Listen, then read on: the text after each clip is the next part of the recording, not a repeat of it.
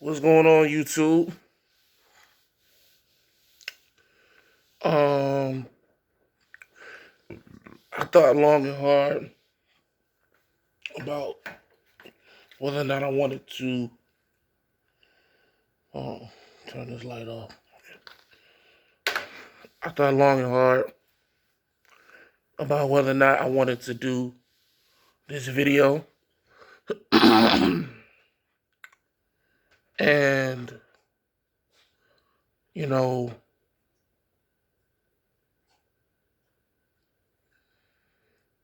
I just I don't know. I feel like I've said it, in passing.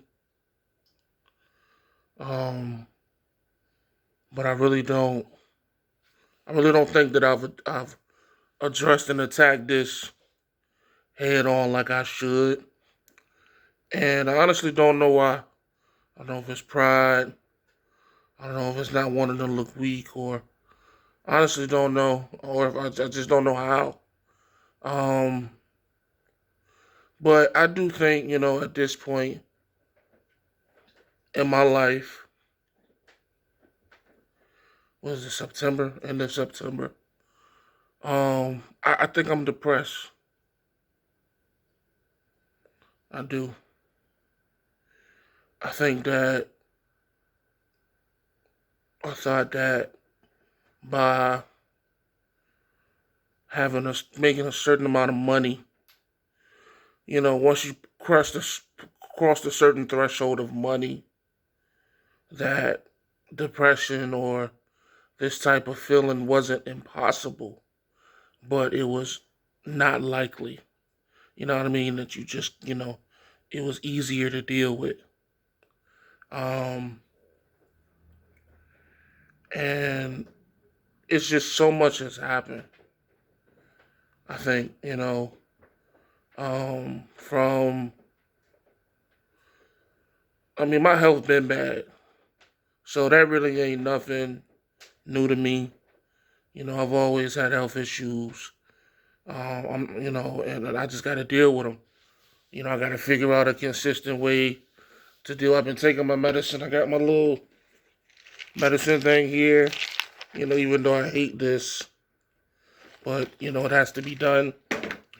And I am getting slowly more active, but nowhere near to where I should be. That's a fact. And I don't know why. I don't know what's keeping me from getting over that hump and staying there. You know, I have a good couple of weeks, and then I just crash, man, almost like a fucking drug addict. You know what I mean? I don't know. I have no idea why. I just don't. But anyways, my health's always been bad. Running this fleet, it's a blessing to work from home. Um, and it's a blessing to make the money that I make while working from home. But make no mistake about it, it is very stressful running a fleet. It is very stressful. I'm not gonna go over the top with it because I don't wanna, create a negative perspective about running a fleet. But there is a reason that most fleet owners you talk to, they be like, "You sure you want to run a fleet?" You know what I mean? Like they kind of, are trying to let you know, like, "Hey, man, yeah, you can make a lot of money, but there's a reason for it." 9 times out of 10, when you're making a lot of money, there's a lot that come with it. It's a lot of bullshit that come with it. It's a lot of, I ain't gonna say politics, but it's just a lot that comes with it. That's I'll leave that there. Because I don't wanna put my own business out, you feel what I'm saying? Because that's just unprofessional. Um, so the fleet shit, running the fleet, dealing with maintenance, that's normal shit. But I think that on top of everything that's going on with my health, dialysis, if I don't sleep with my CPAP, I can't breathe at night. Coming up and down these stairs, I feel like I'm about to pass out. Just stuff like that, man. It just adds up, you know. Um, and I think the straw that broke the camel's back, man, was my granddad. Like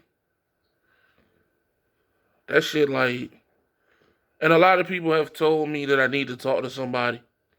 And honestly, like that shit ain't really as cut and dry as they make it seem. Like, how do you know the type of person to reach out to? Like, how do you know what type? I really just don't know. You know what I mean? There's so many different type of counselors and therapists. Like, it's really not as simple as they make it seem. I guess I don't know. Maybe I need to try harder. But my granddad dying really. It just ever since that shit happened, it just almost just seems like it's just, for lack of a better term, been like this dark cloud where I ain't gonna say nothing don't make sense anymore, but it just don't feel the same. Like it's hard for me to get happy about shit anymore. I don't want to see my family like that anymore. I barely talk to them on the phone. You know, a lot of times I don't even like being awake. And I know that sounds extreme, but that's not how it sounds. What I mean is I'm sleeping like 16 hours a day, man. That shit crazy. Like I'll sleep until, 3, 4, 5 o'clock in the afternoon. Then I'll get up and I'll probably stay up till like midnight, 1, 2 in the morning. And I just go back to sleep. And, at first it was like, I'm home every day. So I can do what I want. I could sleep all day. I could do this. I could do that. You know what I mean? So I justified it. But as time has gone on, now it's like this ain't no way to live, man. You know, this ain't no way to go about your day to day, especially when you got kids. You don't want your kids to see you like this. I for sure feel bad, especially my oldest son. My youngest son is still very young, 8 months, about to be 9 months, and he really don't sense it yet. But my oldest, he can definitely tell that something is different with dad. Like dad don't never want to play. He don't never want to play the game. He don't never want to do nothing. And so I don't know why I'm coming up here and telling y'all this, man. Like I'm pretty sure they're gonna tear me up in the comments or wherever. But I feel like maybe if I put it out there into the world, you know, maybe I'll be more likely to actually do something about it. Because I don't want to keep feeling like this. I don't want any sympathy. I don't want any. I'm not looking for it. I'm blessed. Like I say, man, I work from home. I make decent money. But I just got some things that I got to figure out, man. This grief thing is different because you could be good all day and you see a picture or you'll have a memory. You'll see something on the television, on your phone, and that'll be it, man.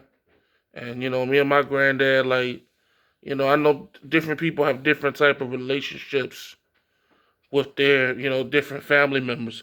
So some people may be extremely close with their brother, whether it's the next person, they don't talk to their brother. Some people may be extremely close with their grandmother, but they don't fuck with their granddaddy.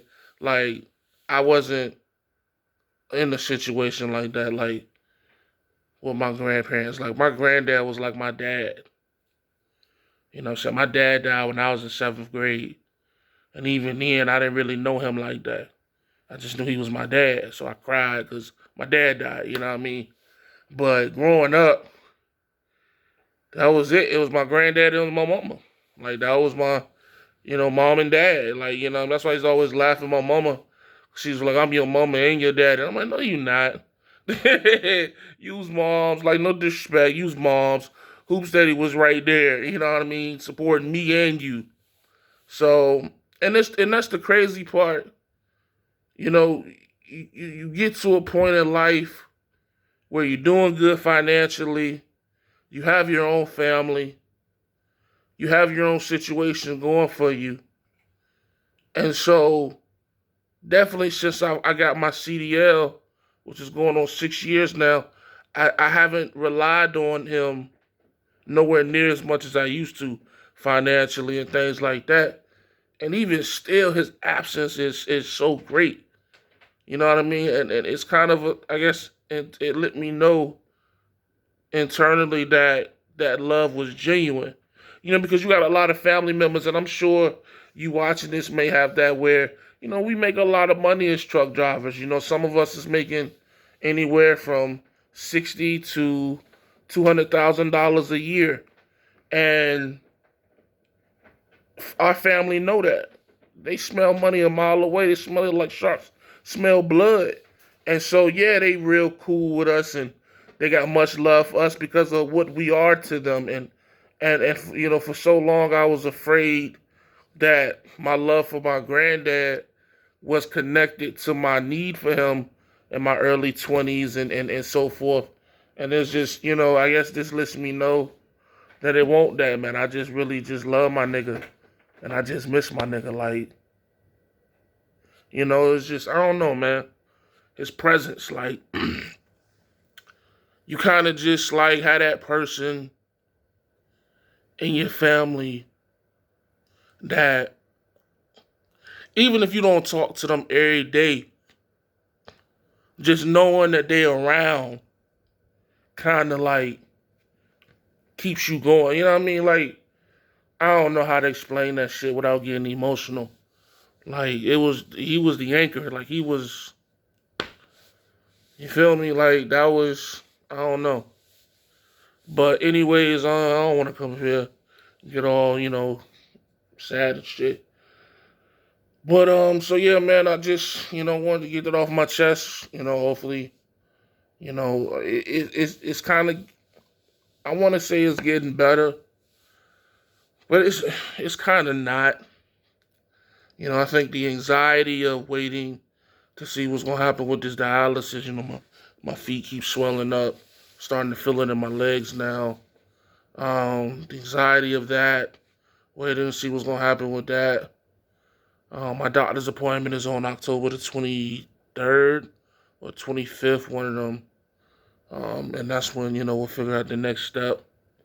And then, just running the fleet, all the stress that come with the fleet. Is the market going to crash? Is my driver going to quit? Is they going to roll the truck? Just regular shit. Just that you stress about. All this money and maintenance I'm spending. I got a truck that's been down for like 3 weeks now. And, you know what I mean? It's just, I think that it's just a lot. But I'm going to be straight, man. Like I say, anybody with any recommendations, the 757 Hampton Roads area, Richmond even, with a decent counselor or somebody that can point me in that direction. Specifically, I don't know how the requirements go for therapy, but black man, heterosexual, Christian. I didn't realize that with counselors they go into the, like, some of them it's religion based, and male is better. Somebody told me it's better for a male to be with a male. I don't know how true none of this is. I just don't know. But yeah, anybody who may know of somebody, I'm definitely looking. Um, and yeah, man, that's all I got for this video, man. Hopefully, maybe my testimony or my truth will, help some other people realize that maybe they got some shit going on that they need to talk to somebody about, or they got some, shit that they holding on to that they need to let go of, and I'm just hoping that, I'm just hoping to get rid of mine, man, because, it's no way to live, man, to live like this, feel like this. No amount of Jordans, no amount of cars, televisions, dogs, furniture. Like this picture in the back, I bought that for the wife. You start trying to compensate, and you start buying, that's when you start buying the over expensive shit.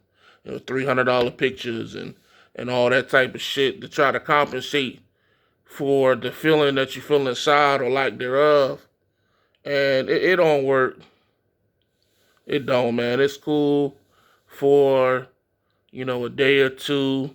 When I bought the Monte Carlo, that shit was cool for like a week, maybe two, like a week and a half.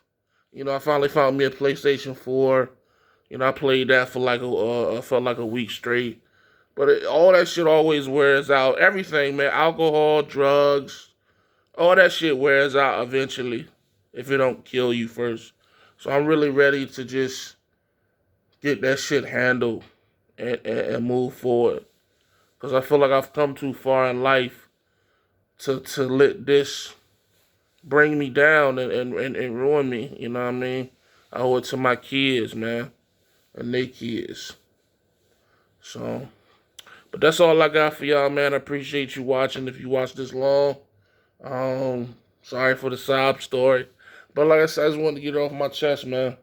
This is my truth. This is my channel. This is what I talk about. This is what I'll be talking about moving forward as well. This is why I kind of went from a trucker named Jay to life with Jay. I want to come up here and talk about this type of shit.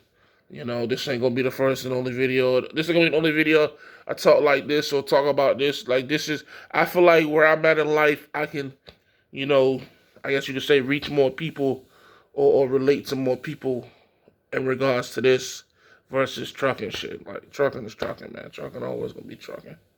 So, but as always, y'all know the vibes, man. Stay safe, stay positive, stay productive. God, family, trucking. I'll check you guys next video.